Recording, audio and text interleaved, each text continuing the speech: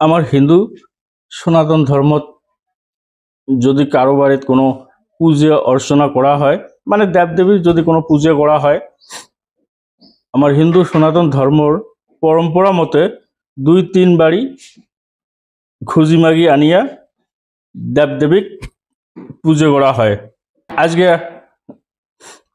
চিতিলার থাকি কয়েকজন মানুষ যাচ্ছে, চণ্ডী সাজে নিয়ে যাচ্ছে, উমরা কালী পুজো করবে।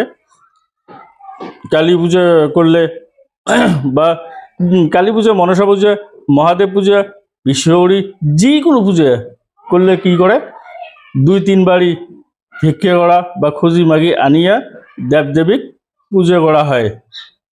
আর এই ধরনের খুঁজি মাগি আনি পূজা করার কারণটা হলে যে নিজের যেটা অর্থ অহংকার, সেই অর্থ অহংকারটা দূর হয়।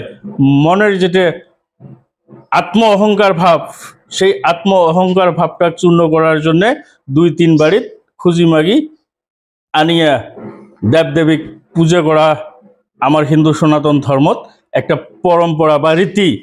তো এই রীতিক বাহাল রাখিয়া আজকে চিতলার থাকি চণ্ডী সাজে নিয়ে আসছে, চণ্ডী বেড়াবে, তোমরা মা কালীর পুজো করবে।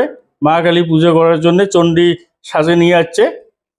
আমার এই শালবাড়ি গাঁওখানত বেড়াবে বা আজের দিনটার মধ্যে যে কয়টা বাড়ি ঘুরির পায় ওই কয়টা বাড়ি ঘুরবে। তা এই কয় বাড়ি ঘুরি নিয়ে খুঁজি মাগি যেটুক পাবে এইটুক নিয়ে যাওয়া মা কালীর পুজো করবে। আসলতে আগের দিনত কয়েকদিন বেড়েছে, মানে কি অভাব অনাটনের মাঝ দিয়ে আগের মানুষগুলো জীবনযাপন করছে, বিরাট কষ্ট করছে, বিরাট পরিশ্রম করছে, দেবদেবীর পুজো না করলেও হয় না, এইরকম একটা মনোভাব নিয়ে যখন পৌষ মাস পরে মানুষের বাড়িতে ধান চাউল এগুলো আসে, ধান কাটা মারার সময়টাতে বেশিরভাগ এই চণ্ডী বেড়াগুলো আসে।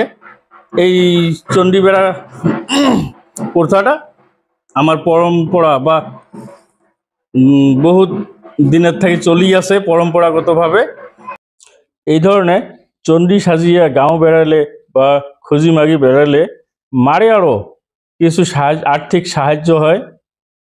আর যার অর্থনৈতিকভাবে অসল দুর্বল উমরা কয়েকদিন বেড়িয়া মার পূজার যেটু খরচ, এই খরচটা উমরা মানুষের বাড়ি বাড়ি চণ্ডী সাজে নিয়া জোগাড় করে, তাও যাতে মার পূজা খান উমরা খুব শান্তিভাবে বা খুব সুন্দরভাবে করির পায়, এই আশাটায় আমার মানুষের পরম্পরাগতভাবে চলি যাচ্ছে।